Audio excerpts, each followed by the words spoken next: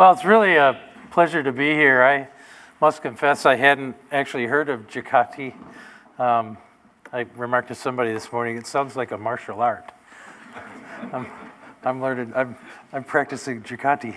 But till Roger mentioned it about a year or so ago and asked if I'd like to come and be part of this symposium, and I really appreciate the opportunity to be here. I had a great evening last night with the leaders of the Institute and organizers of this symposium, the board members, I think, most or all of them were there at dinner, and had a nice time of dining and discussing various things. And so a lot of fun. It's been a lot of fun already this morning. We've heard a great talk and then a bunch of really good short snippets, and got to visit with some of the students and the PIs around the posters. So it's a great event. I always like coming to the Pacific Northwest. I enjoy all the beautiful greenery that's now been covered up by the blinds, but I was enjoying it as I was sitting there earlier today. I'm glad I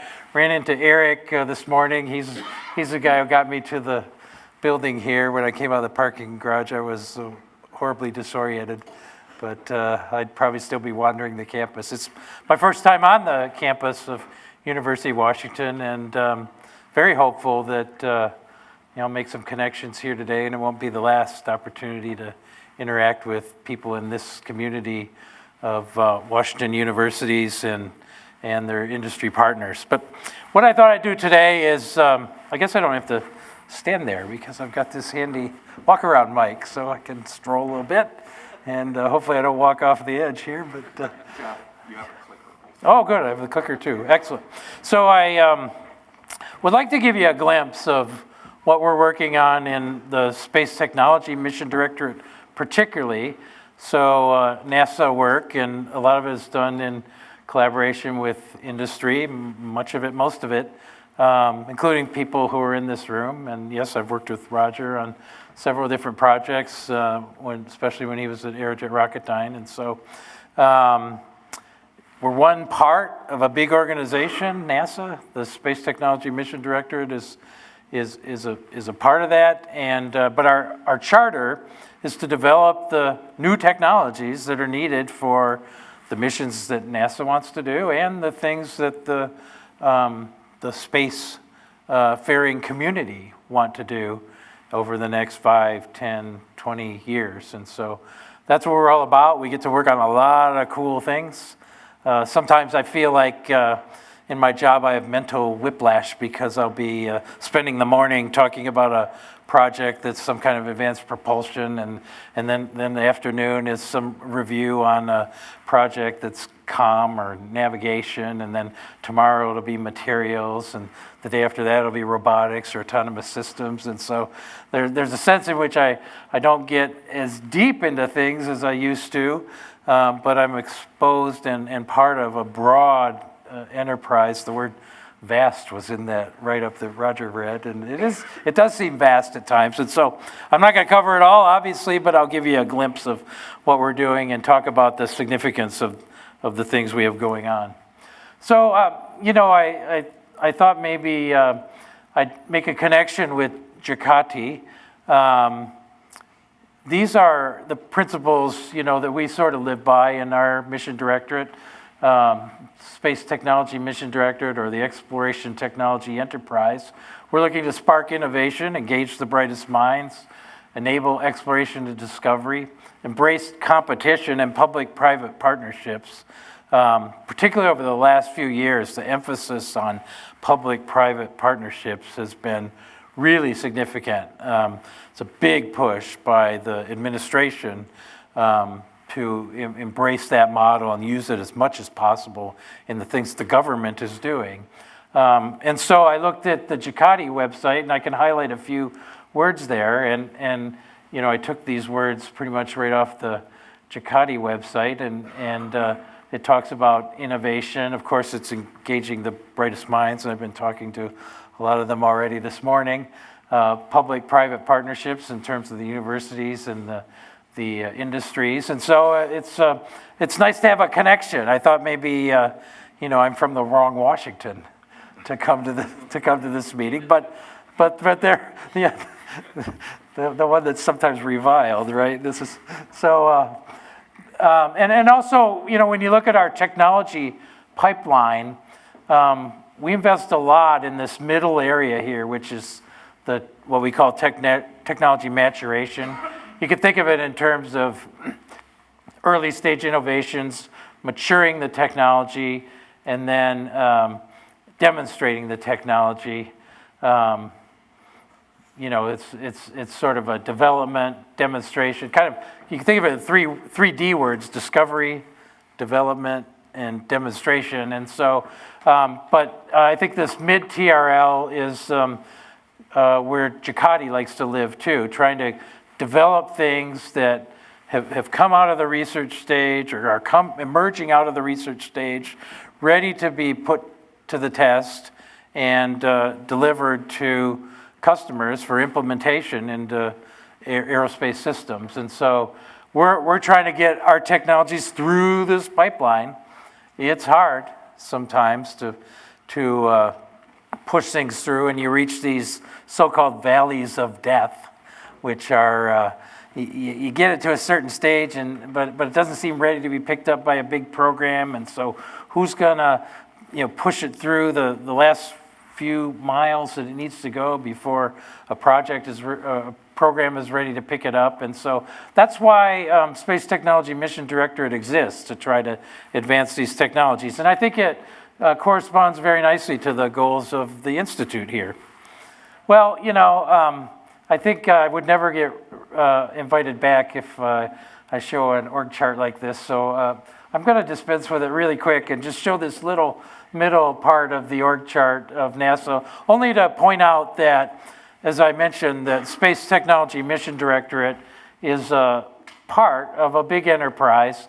We actually, the budget of this chunk is like 1/10 of the budget of this chunk. But these are the four major chunks of NASA. Aeronautics Research Mission Directorate has a budget kind of pretty comparable to space technology. Human exploration, those are the guys who do the big rockets, the spacecraft, the space station, launching crews to the space station, taking cargo to the space station, all of that stuff. Of course, Science Mission Directorate. I worked for NASA for, 15 years or so before I went to headquarters, and then got exposed somewhat to the vastness of the Science Mission Directorate. It's really quite impressive. They currently have 60-something active missions. Before I went to headquarters, I could have named maybe 5. Well, there's a thing that just flew by Pluto, and there's a Hubble telescope, and aren't there some rovers on Mars?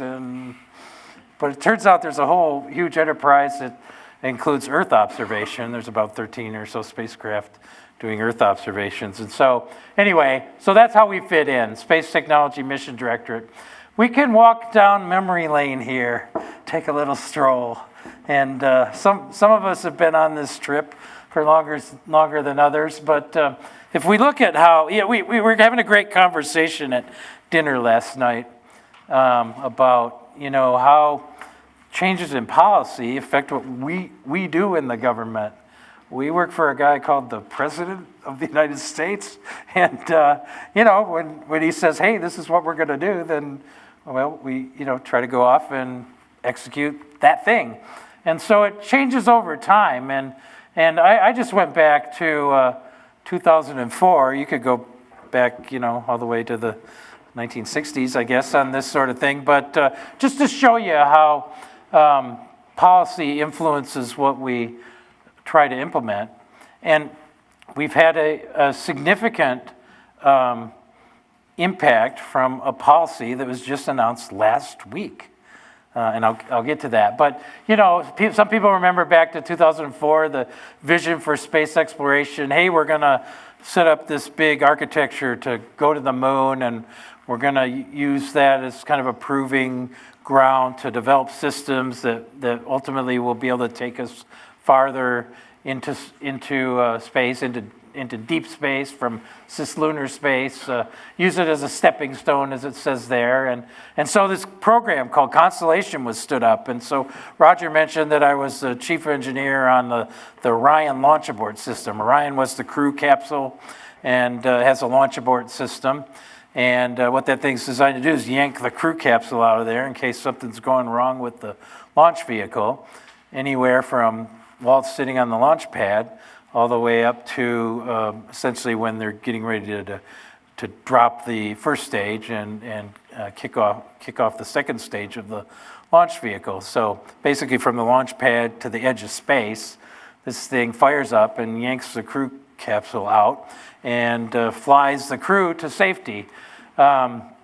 It's a pretty cool system. It's got 3 big solid rocket motors in it.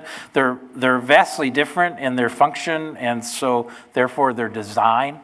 And really enjoyed being part of that. We were 2 weeks from the first test of that system, first big test of that system, integrated system test. We called it Pad Abort 1. In those days, there were going to be 2 pad aborts and 3 aborts off a flying rocket. That ultimately got pared down to 1 pad abort and 1 test called an ascent abort off the flying rocket. So, and they haven't done the ascent abort test quite yet, but they're gearing up for that sometime next year or so, I think. So here we are, 2 weeks. We got this thing all integrated. It's in the New Mexico desert at White Sands and on the Army range there, and that's where we're going to test it. We're going to simulate being on the launch pad on top of we actually had a boilerplate Orion crew capsule, had this thing attached to the crew capsule. We're going to fire it up, pull the crew capsule out of there, and ultimately you reorient the crew capsule, jettison the launch abort tower, let the crew capsule drop to safety on parachutes. And so great test. We're really looking forward to it. We felt like it has half a chance of working, I think. We had one, of these 3 solid rocket motors, we had one in particular that was really pushing the technology, which is cool, but means somewhat risky, which is less cool when you're, flying a test and you really, really want it to work and you've got the world's attention looking at your flight tests. And so 2 weeks ahead of that, the president makes this is 2010 here, the president makes a speech at Kennedy Center and says, that Constellation program, we're not doing any of that. And so we spent a week or so asking each other, we still going to fly the flight test? Because Orion was canceled. The big rockets were canceled. The whole notion was canceled. And it was replaced with the idea that, we'll invest in some technology. We'll do develop some systems and some capabilities. And then we'll put those together into an architecture, maybe do an asteroid mission, asteroid retrieval, or some sort of a mission to an asteroid in the 2020s and gear up for doing something in the Mars environment, maybe going to a moon of Mars, maybe landing on Mars, maybe just orbiting Mars first and then doing a landing later in the 2030s. But out of that was established this space technology program, which became ultimately the Space Technology Mission Directorate. And so that's why I get to be here, because I'm part of the Space Technology Mission Directorate Enterprise, and I get to work on all these cool technologies. So one benefit of that was the recognition that, look, if we're really going to be serious about developing new technologies in a big organization like NASA that has a lot of large programs with large budgets and large hardware development and large challenges. So you can say, in my human exploration mission directorate, that's building a huge rocket and it's building a spacecraft and it's maintaining the space station and doing all of those things, I'll carve out some money for technology. And that works great until one of those big projects is a year behind schedule and over budget, and they go looking around for, hey, where can we get money and people to solve the problem here? And they say, well, let's raid the technology budget for a year or 2 or 5, and all of a sudden you've sort of, as so a lot of people like to put it, you start eating your seed corn, right? You're eating the seed that you want to plant to have corn next year, and eventually you don't have any new technology program and you don't have new technologies. So out of all this chaos and churn came the establishment of a separate organization to sort of wall off this technology money from the big programs, and that's what we have now. And so we've been working on a lot of things, and I've got 5 or so slides here that I'm going to go through kind of quickly. I'm not going to hit on every one of these, but what I want to do here is just give a flavor for the kinds of things we're working on in different technology areas. And then I'm going to highlight some specific projects, and we'll talk about what the most recent change in space policy is and how that's impacting us. So here we are working on a lot of technologies in entry, descent, and landing. One in particular that is a significant focus right now is this precision landing capability. This whole computing project here is replacing the computing platform that's been used in spacecraft for a couple of decades. And you know, your cell phone is a more powerful computing platform than this Rad 750 processor that a lot of spacecraft use for computing capability. And so this is advancing that a couple of generations and really increasing to like 100-fold the computing capability. What we want to be able to do on our missions is get more data, get it down faster, get it analyzed somewhat on board before we transmit everything down. And so that's what this capability will allow. It's not very visually stimulating, but this was a picture that we could come up with to show you, hey, we're working on, actually at the chip scale. We're designing chips, rad-hard chips to increase the computing capability. And a little outfit called the Boeing Company is the prime contractor on that project. So it's one of the connections we have to the local aerospace community. But we need that thing to do the precision landing on, and this is a test vehicle out in the California desert where we're flying some of this hardware and testing out how it works. We need to be able to land very precisely. When we set up base on the moon or Mars ultimately, we need to land different infrastructure elements within proximity of each other. And so the precision with which we make landings has to increase, and so we're developing technologies to do that. We also have some interactions with a lot of industry entities that are building landers, including locally here, Blue Origin. We have a project or two with them on some of the things that they're trying to do in their lander design. We have projects in comm and navigation. Particularly big area of emphasis is optical comm.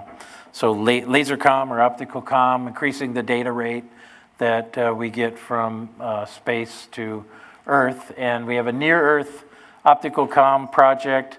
This thing here called Laser Comm Relay Demo is going to fly in the next 2 years or so. And then this project here called Deep Space Optical Comm, that's going to fly in the next 2.5 years or so. That one's going to fly to an asteroid called Psyche on a mission called Psyche as a hosted payload. So Science Mission Directorate has started a process by which they host a lot of our tech demos on their missions. So they don't rely on it necessarily for the core of the mission. They can use the technology if they have an interest in doing that, but we can demonstrate the technology along the way. So it's really valuable interaction. So a lot of things in Common Nav.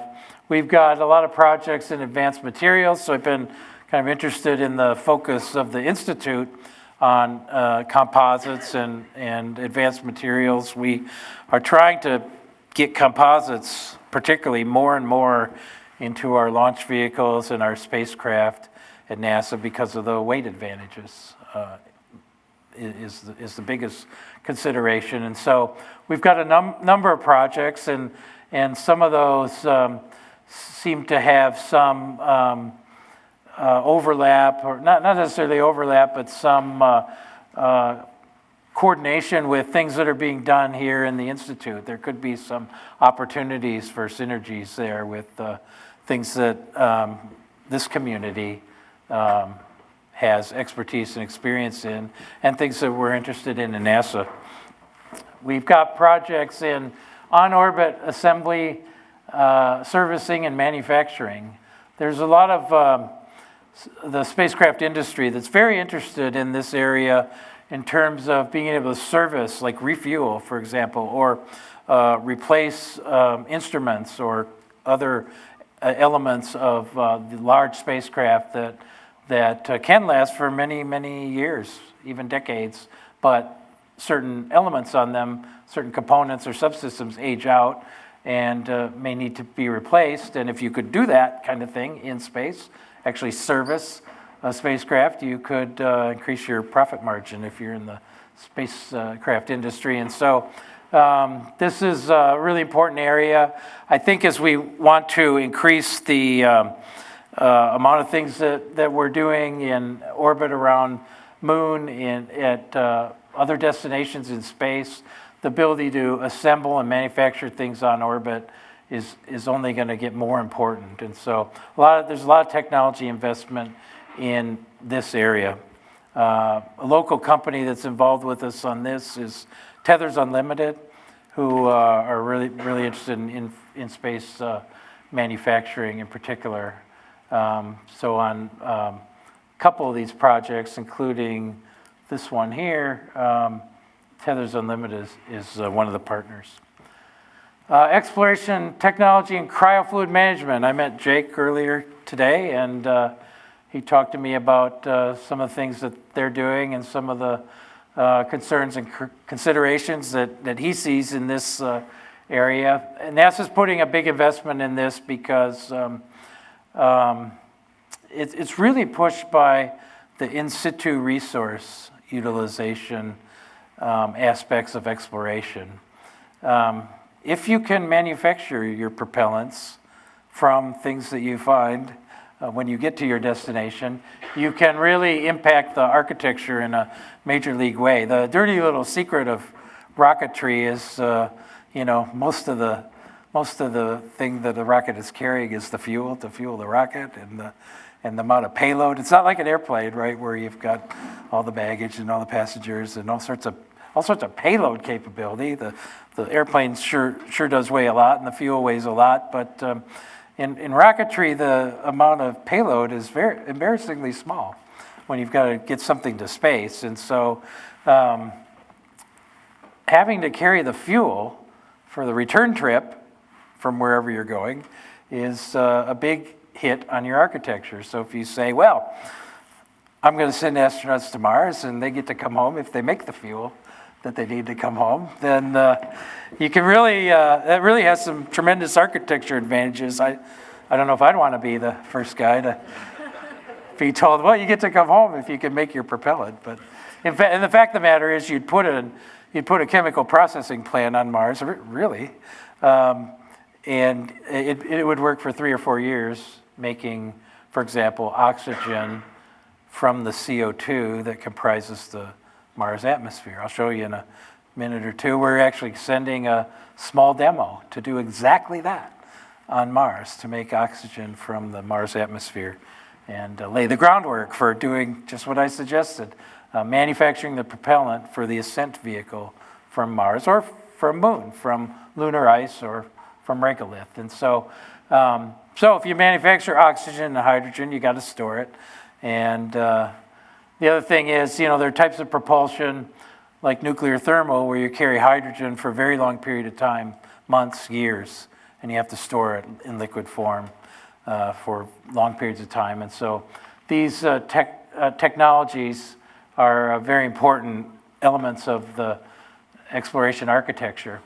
Autonomous systems and robotics is another area that's really increasing, I think, in significance and importance. And I'll talk about, in particular, this distributed spacecraft autonomy project in a little bit. But there's a lot of opportunities in the space exploration enterprise for adding autonomy to the systems that we need to develop and to field. Even biomanufacturing, particularly with relative to the environmental support systems on spacecraft. If you can use some biomanufactured elements in those systems, they can become much more robust. So there's a lot of things going on in this research area also. Here's a mission that I wanted to highlight. It's called Green Propellant Infusion Mission with a propulsion system built by Aerojet Rocketdyne right here in Redmond and put on a spacecraft supplied by Ball Aerospace. And it's ready to fly. In fact, I put a picture there of the launch vehicle. That launch vehicle, Falcon Heavy, is doing its second ever launch this afternoon, around 3:30, I think, Pacific time.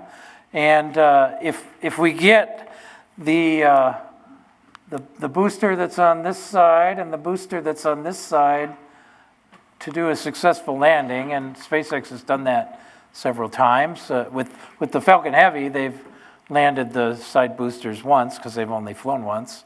Then the third launch of the Falcon Heavy, which will reuse those, should go off in a couple of months, and our spacecraft here will be able to fly its mission to demonstrate a new propellant and propulsion system that's so-called green.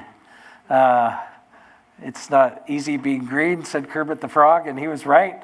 This has taken a lot of development, probably 20 years from the time that the fuel was, the propellant was first synthesized and went through initial testing at Air Force Research Lab.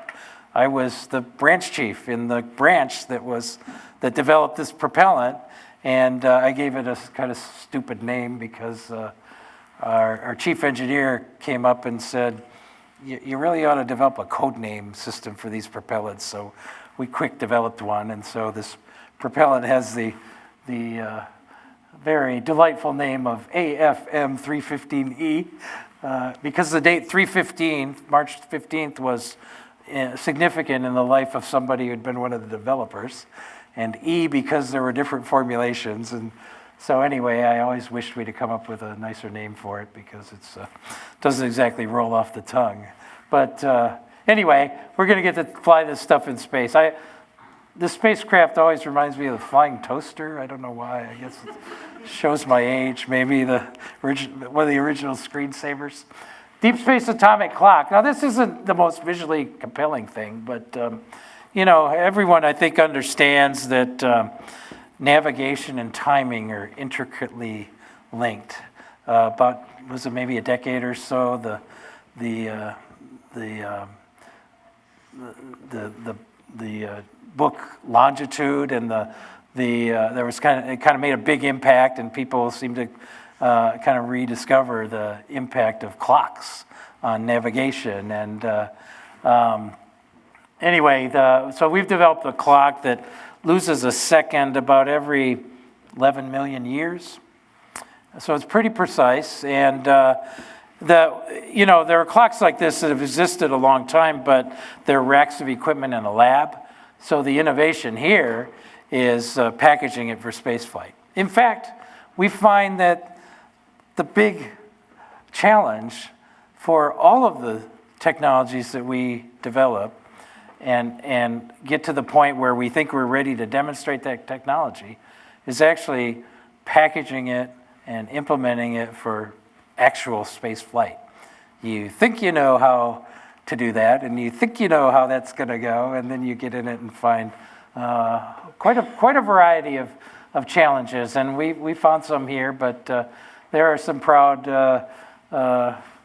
program folks standing next to their atomic clock, which is being integrated into the spacecraft. And so it's a hosted payload on a spacecraft supplied by Surrey, and that will launch on the same Falcon Heavy that's going to launch the thing I showed you previously.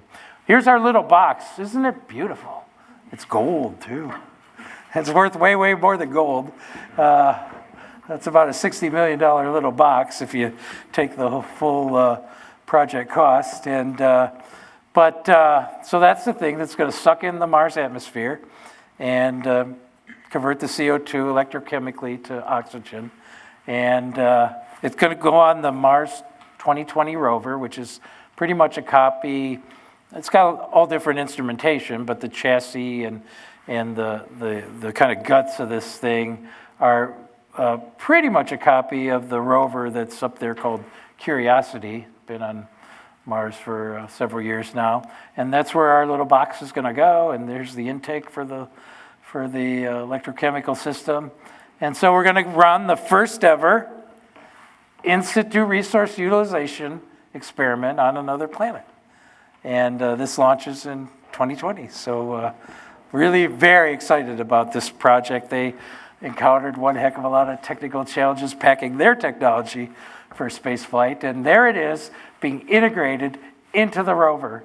And I think that's the project manager. Pretty sure that's Jeff Maelstrom standing there. So that's what that looks like him. So really awesome. You can, if you go to JPL, you can go up in this gallery and see what they're doing down in the spacecraft assembly room, and it's pretty impressive. So we're very, very happy with that. We've been working a lot on high-power solar electric propulsion, getting the capability of the thrusters up into a range like 12 and a half, 13 kilowatts to propel something like a vehicle here. This is a concept for the power and propulsion element. Industry will build that. I think an RFP has gone out for that. Maybe the proposals are even in. And so someone will be selected to build this. This is another Aerojet Rocketdyne development of this EP system. They'll deliver what's called EP strings, which is the propellant flow control, the power processing unit, and the thruster. I've shown just the thruster here. I used to joke that EP people give these presentations, right? And they always show you something that looks just like this. And I used to joke there was only ever one picture, and everybody shows it over and over because they all look alike, right? It's a blue blue glow. It must be great. The thruster must be working. Look, it's a blue glow. And so I put the required blue glow picture in my talk to show you this thruster really works. Here's our little blue glow too. Xenon's the propellant for this. And so this will be a flight demo of the power and propulsion element. The power and propulsion element is key for what NASA is calling the Gateway, which is a orbiting command module / mini space station about the moon that is part of the architecture that's being developed for the lunar campaign. We've been working on fission systems, fission surface power. If you want to go to permanently shadowed regions on the moon, you need some sort of power source, especially if your desire there is to, survive the 14-and-a-half-day lunar night. So it's night for a long time. It gets very, very cold, like I think 100 K or something like that, and negative 270 C Fs, I think. And so we've been developing fission power systems for Moon or Mars. This shows it on the red planet because our according to space policy, our implementation was, well, we're not going to the moon, we're going to Mars, but we've had a change in direction, so I quick had to find a picture of it on a gray planet. So I was able to find one, which is good. And this last picture shows that this thing has actually been tested at the Nevada National Security Site, which is a pretty cool place to go. They have people with big guns.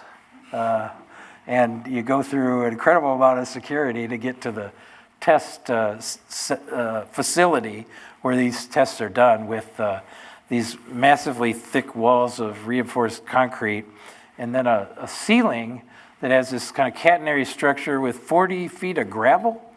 And if something were to go wrong, the force of the blast would go up, and this this cable system would rise up, and then as it fell, the gravel would fall and bury the experiment. So that's the whole idea of how this thing works, and it's built into the side of a hill in the Nevada desert, and it's pretty cool to go see. You kind of feel like you're in a Schwarzenegger movie when you see all the security guys around with the big camouflage and the huge guns and stuff, but they look like commandos. But it's where we hold the country's supply of plutonium and a lot of highly enriched uranium. And so anyway, so we've done a test of that and are looking for an opportunity to fly it to the moon as a tech demo. We've also been working on nuclear thermal propulsion, these elements here with the big, looks like tanks. Well, yeah, those are hydrogen tanks. And so we'd be storing liquid hydrogen for long periods of time and using the hydrogen to flow through a nuclear reactor and heat it up and then expand it out a nozzle to convert that thermal energy to jet kinetic energy and propel the rocket there, the spacecraft. So I show that about Mars, and I didn't find a thing orbiting anything gray because you probably wouldn't use NTP in a lunar architecture. It's really not required. If you want to get crews faster to Mars than we can with other types of propulsion, then this is something you might want to develop. We had a discussion last night about swarms and constellations and autonomy, and I want to make sure I'm not going to run out of time here. I need to wrap up here.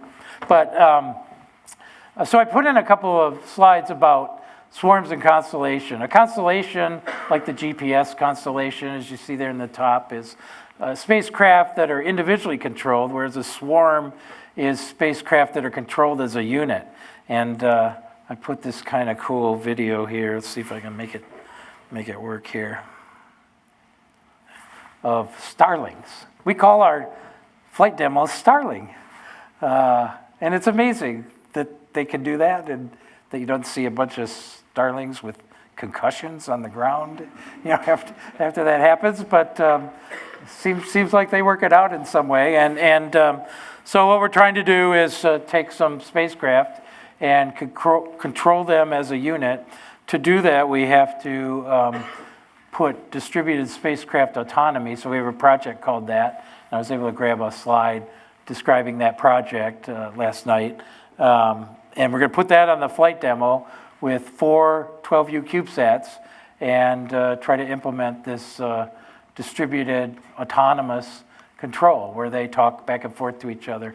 Another implementation for autonomy is adaptive caretaking of habitats and other architecture implementations that you have to put on the surface and leave for long periods of time, possibly even untended for as much as years at a time. And so we have a project that's developing what's called autonomous and adaptive caretaking of assets in space. So here's the addition to the recent space policy history. In 2017, Space Policy Directive 1 was signed and said, well, that asteroid mission, we're not doing that. And but what we are going to do is we're going to go to the moon and really set up shop there. We're going to go to the moon for long-term exploration and utilization. And then we're going to move on to Mars, and well, it says Mars and other destinations. Kind of interesting. Human missions to Mars and other destinations. It applies humans to other destinations. I'm not sure what those would be anytime before 2120, but anyway. So what we and actually the budget that came out supporting that space policy directive said, hey, you guys in Space Technology Mission Directorate, you need to focus on these areas particularly. And so I showed you a bunch of slides already that said, well, we've been doing a lot of things in those areas. So fortunately, we were well posed to kind of fall in line with the new policy directive. You see all the things that I've mentioned previously here. And so what we did is we went through our portfolio and said, well, how do the things that we're doing been in terms of, are they useful for lunar orbital exploration? And several things seem to fit in that category. Are they useful for lunar surface exploration? and several things we're doing. You see some of the ones I've mentioned already, like craft fluid management, the precision land, that means the precision landing. Everything has, well, most things have to have kind of a tortured acronym in NASA. It's part of the process. The high performance spaceflight computing you see there, the surface power you see there. So a lot of things that we have already mentioned. And then what things are in our portfolio that are for beyond cislunar exploration. And so we kind of binned everything there. And we thought, you know, we're in pretty good shape, right? We've got things that fall into the categories. A lot of stuff we're working on. Most of the stuff we've already been working on for, 3, 4, 5, 7 years in some cases, falls into these categories. And then we get, we got this one here last week, actually.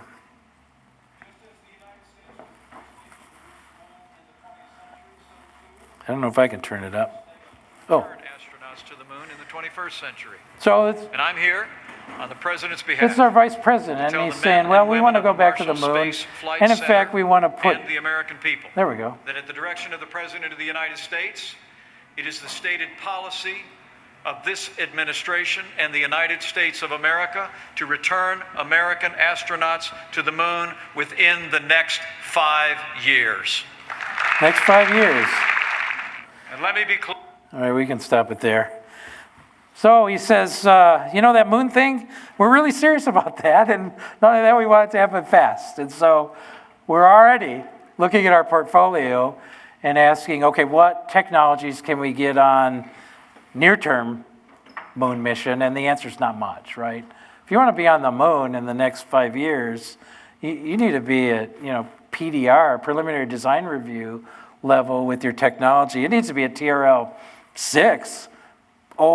Now. So there's not a lot of things that are in the development pipeline that are going to go on the first moon missions if that timeline holds. And well, they're serious about it, and our NASA administrators said, "All right, we're gonna fall in line with that." If we look at this, it says boots on the moon in 2024. I found this really compelling image. I like it a lot, actually. I mean, you see the Milky Way there. You see the Earth in the background. You see these astronauts. Then I found this image, and it kind of struck me in a way that I thought, this guy here, he probably should have spent more time at the gym. And then I thought, it gives hope for maybe my childhood dream could still come true, right? I could, if a guy could look like that, sign me up, right? So I really thought that was interesting. I mean, maybe it has something to do with a newfangled spacesuit.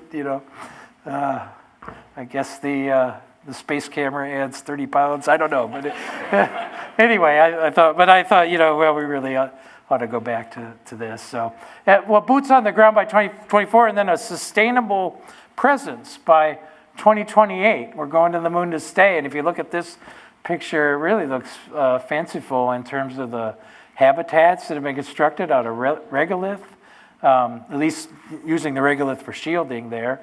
All sorts of assets you see on the moon. Is it going to look like that by 2028? Well, no. But is a sustained presence on the moon ultimately going to look something like this? Possibly. So here are the priority technologies given that new direction for spaceflight demonstration in the near term. You can see I've already hit on every one of these. And so, except really for this one, I'll admit, we're scrambling in space technology right now to try to determine what's the right roadmap for in situ resource utilization. I mean, it involves, extracting resources from the regolith. It involves the lunar ice. There's evidence that there's tremendous deposits of ice in permanently shadowed craters on the moon. We have to find out how much there is, how easy is it to extract, and then develop the chemical processing plants that can be put on the moon to process those resources. So as I've already told you, these slides, these 4 slides I've already showed you, we have investments in at least 4 out of the 5 priority technology areas. I showed you an ISRU box that's flying to Mars. That doesn't really apply. You know, sucking in the atmosphere isn't going to do so well on the moon. And so we have to develop other in situ resource utilization technologies. Along with the budget that came out just in the last, well, I guess it was in February, right? The FY19 budget. We got through quite a bit of FY19 without an actual budget, but when we came back from furlough, we ultimately got a budget, and in that budget, it said that we need to establish, we being space technology, a Lunar Surface Innovation Initiative, and it has these areas that have been highlighted here to really develop the systems, the technologies, and then the systems that are needed to advance this utilization of the moon. So that's really the, I'll just go leave that on the screen for a second. That's really the summary, quick summary, brief summary of the things that we're doing in space tech, the ways that we try to be responsive to the policy. And fortunately, we've set up a portfolio where we're doing a lot of technology investment in a lot of areas. The budget for Space Technology Mission Directorate for FY19 is $932 million. That's a lot of money. You can do a lot of good technology with that. So we're trying to figure out what are the highest priorities, what are the most impactful things we can do, and how can we execute those projects as efficiently as we can.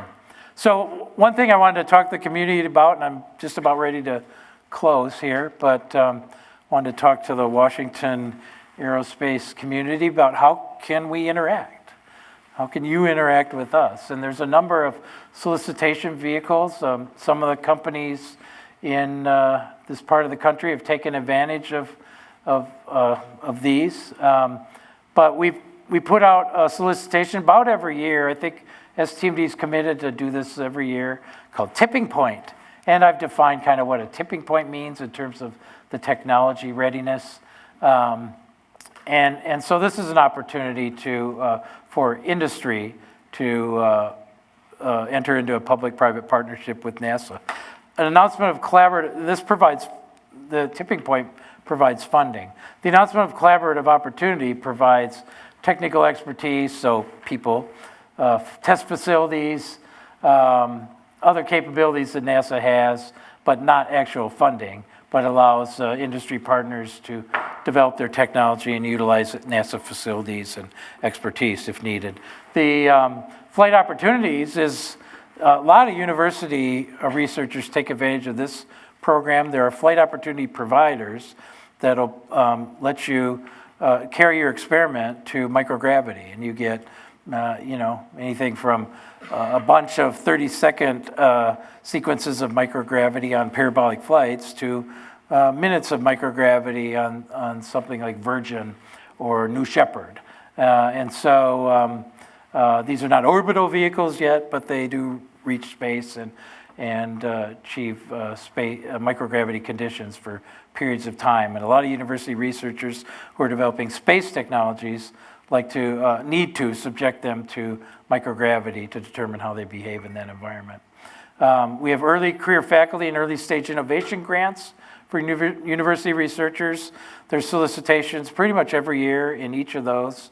And then there are research fellowships for grad students. We probably have 200 or so of those at any given time ongoing. That's yearly.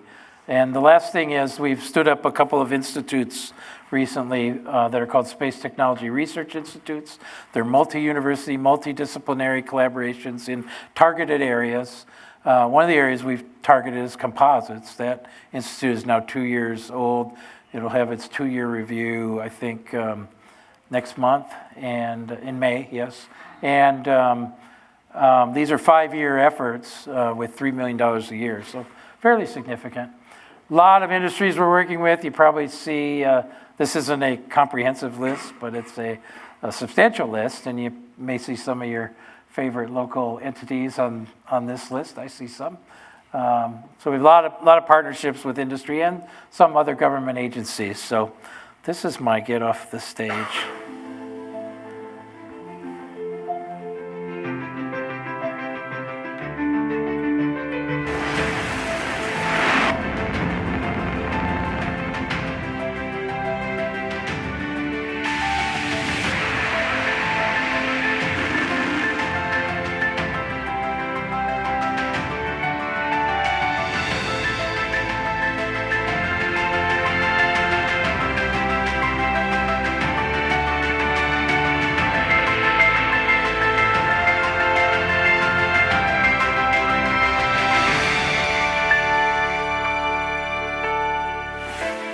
That's not a weapon, by the way.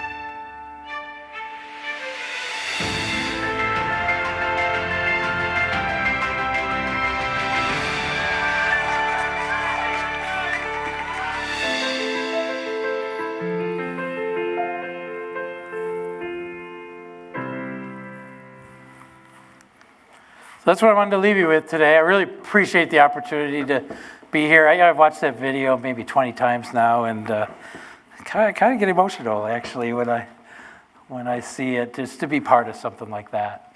And I think everyone in this room can be proud to be part of a aerospace enterprise like we have in this country, and be contributing to all the things that advance the interests of this nation and in aeronautics and space. And I'm really grateful to have been invited here to interact with all of you, and really appreciate the work that JCATI is doing, and glad that I've been exposed to it. Thank you for listening to me. Appreciate it very much.